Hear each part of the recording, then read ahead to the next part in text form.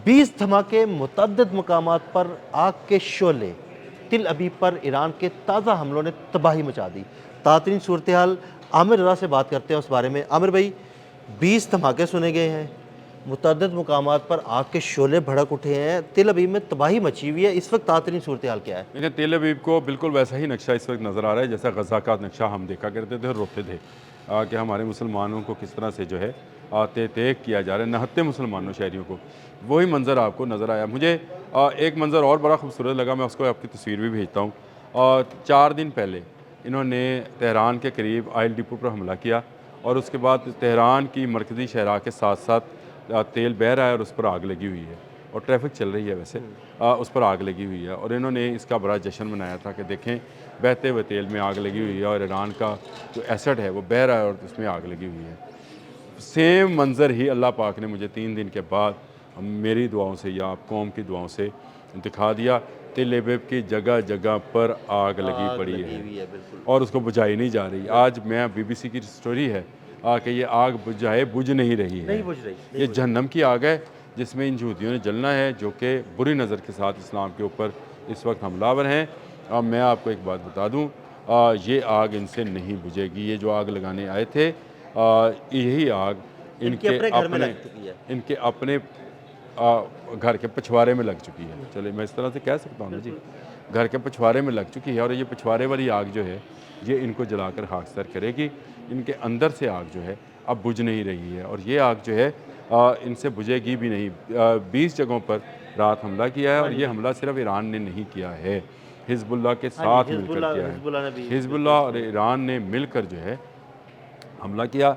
कल की रात जो है इन्होंने कहा कि ईरान पर बड़ी भारी होगी, पेट हैक्सत का बयान आया, फिर डोनाल्ड ट्रंप का बयान आया, लेकिन कल की रात इजराइल के लिए भारी गुजरी, जिस पर 20 ऐसे खौफनाक धमाके हुए।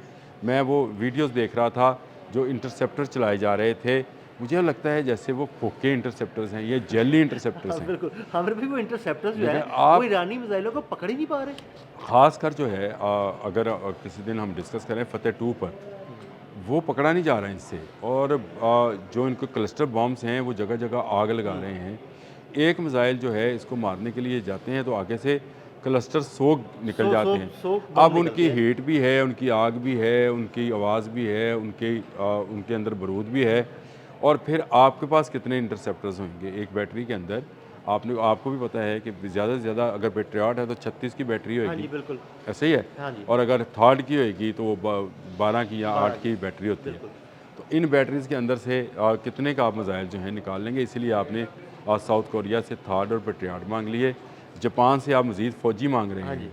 5000 मरीज जो हैं फ़ौजी वहाँ पर तैनात करने की आप बातें कर रहे हैं। इसका मतलब ये है कि आपके फ़ौज भी मर रही है और इजराइल को भी इबरत का निशान जो है बनाया जा रहा है। जो बेंजामिन नेतन्याहू का जो ख्वाब था कि वो आलम इस्लाम पर कब्ज़ा करेगा। देखें, मैं अदील भाई बड़ा इस पर ग्रेटर इसराइल का नक्शा लेके आता है ना। नहीं, मैं आपसे यही कहता हूँ, ग्रेटर इसराइल के अंदर ईरान शामिल नहीं है जी बिल्कुल। उसके अंदर क्या क्या चीज़ें शामिल है, उसके अंदर आपका पूरा मिस्र शामिल है, इराक शामिल है, शाम शामिल है, सऊदी अरब सिर्फ मदीना और मक्का शामिल नहीं है। मदीना शामिल है, मक्का शामिल नहीं है।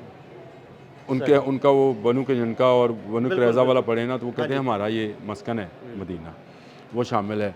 ये ग्रेटर इजराइल बनाने के चक्कर में इनको सिर्फ एक हर्डल है, वो ईरान है और इनका ख्याल था कि 3-4 दिन की जंग में ईरान घुटने टेक देगा। अब वैसे मेरी बात सुने, कैसी इनकी मिस कैलकुलेशन हुई। ये सोच रहे थे हमला करेंगे, आयतुल्लाह खामनई को शहीद करेंगे, लोग बाहर निकलेंगे, 1-2 दिन लगेंगे, उसके बाद रजीम चेंज होगी, ईरान पर कब्ज़ा होगा, हमारी अपनी मर्ज़ी की हुकूमत होगी, सारे ख्वाब चकनाचूर हो गए। ये कुरान कहता है कि ये अपने मकर करते हैं और अल्लाह ताला फरमाता है कि एक तदबीर मेरी है। ये बात फरमाते हैं, एक मेरी ये तदबीर है। आप मुझे बताएं, क्या आप तसव्वुर कर सकते हैं कि मोटरसाइकिल के इंजन वाला एक ड्रोन इनसे रोका नहीं जा रहा। आप इसका आपने कल 2 ड्रोन गिरा लिए ना। आपने कैसे गिरा लिए? आपने इजरायली जो ड्रोन्स आए थे इंडिया के रास्ते हम तक आने वाले, वो भी गिराए, बल्कि वो तो बंदूकों से। आप मुझे बताएं कि इनके एयर फ्यूलिंग जहाज़ जो हैं वो फ़ज़ा में हैं और ये कहते हैं ना फ्रेंडली फायर हुआ है ना ये एनिमी फायर हुआ है, कैसे गिरे हैं? देखिए, अल्लाह पाक की तदबीर, अल्लाह पाक की तदबीर, इसमें कोई शक नहीं। जिनके F-15 गिरे, 3 گرے، بلکہ 5 گرے، یہ 5 کی پانچ خبر ہیں لیکن 3 دے رہے ہیں۔ چلے ہم کہتے ہیں 3 گرے، کہتے ہیں فرینڈلی فائر میں گر گئے۔ ان کے سسٹمز، ریڈار سسٹمز ان سارے کے تباہ و برباد ہو گئے، ان کے 2 کل ریفیولنگ طیارے تباہ ہو گئے، 5 پھر ہو گئے۔ 5 پھر ہو گئے۔ تو دیکھیں نا تباہی کتنی پھر رہی تو ہے۔ یہ تباہی جو ہے میرا خیال ہے یہ قدرت کی جانب سے، میں یہ سمجھتا ہوں کہ ایران کی اس وقت قدرت مدد کر رہی ہے اور ہمیں بھی مدد کرنی چاہیے۔ ہم چاہے دعائیں کریں، چاہے ہم دل سے اس کو برا کہیں یا زبان سے اس کو برا کہیں، دیکھیں کسی ملک پر بھی حملہ آور ہونا جو ہے، میں اگر رشیا امریکہ پہ یوکرائن پہ حملہ آور ہے نا جی، رشیا میرا جتنا مرضی دوست ہے، میں کہوں گا یار غلط ہے، یوکرائن پہ حملہ آور نہیں ہونا چاہیے۔ جو حملہ آور ہے وہ غلط آپ کو نیگوسیشن کرنی چاہیے، آپ کے کچھ علاقوں کے جو ہیں۔ انڈیا ہم پر حملہ آور ہوا تو میں نے کہا کہ انڈیا ظالم ہے، انڈیا کو نہیں حملہ آور ہونا چاہیے تھا۔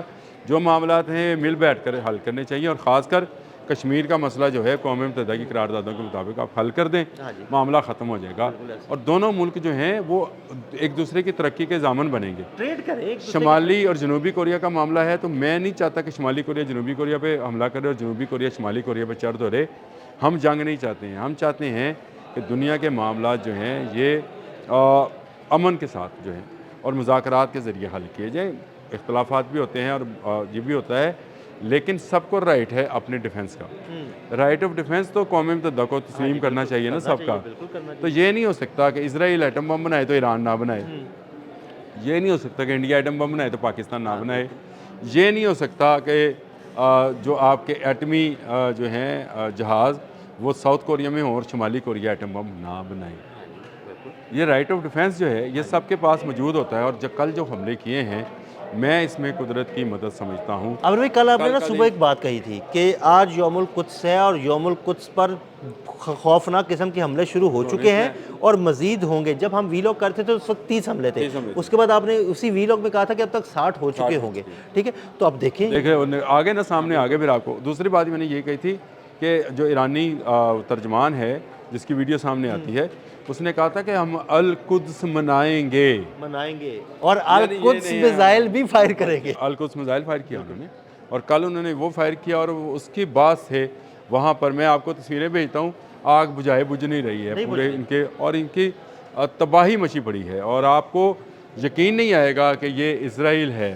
آپ کو وہ بلڈنگز جو بڑی بڑی بلڈنگز ہیں میں آپ کو بھیج رہا ہوں، آپ بھائی تصویریں دیکھیں، مجھے نظر نہیں آتا ایسی تباہی ہے، آگ لگی ہوئی ہے، تباہی مچی ہوئی ہے یار بالکل۔ وہ مجھے لگتا ہے جیسے جو سورہ فیل میں ہے کہ ان کو بنا دیا گیا جیسے کھایا ہوا بھوس، کھایا ہوا بھوس بنا دیا، یعنی ان کو وہ بنا دیا گیا۔ اب اس کو کیا میں استعمال کروں لفظ، لیکن ایران نے ثابت کیا ہے کہ وہ ثابت قدم بھی ہے، اور اس کا ایک قدم جو ہے اس وقت امریکہ اور اسرائیل کی شارک پہ بھی ہے، لیکن اس نے کسی دن اس کی شارک کاٹ دینی ہے۔ بالکل، بہت شکریہ عامر بھائی جی، بالکل تازہ ترین صورتحال سے آپ کو آگاہ کیا ہم نے، اور عدیل احمد اور عامر رضا کے ساتھ رہیے گا تاکہ تازہ ترین صورتحال سے آپ کو آگاہ کرتے رہیں۔